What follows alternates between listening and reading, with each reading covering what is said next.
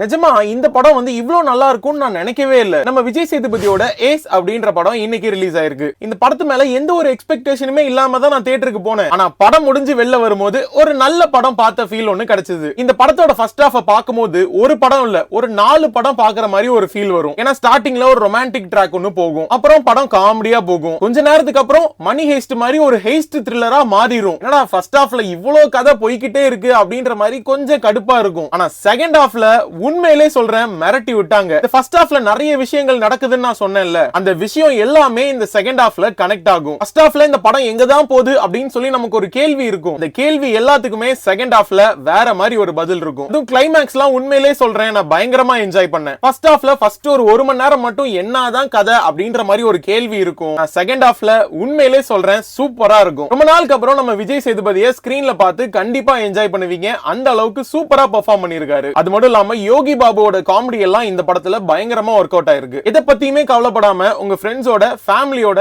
கண்டிப்பா ஏஸ் படத்தை தியேட்டர்ல பாருங்க. கண்டிப்பா என்ஜாய் பண்ணுவீங்க.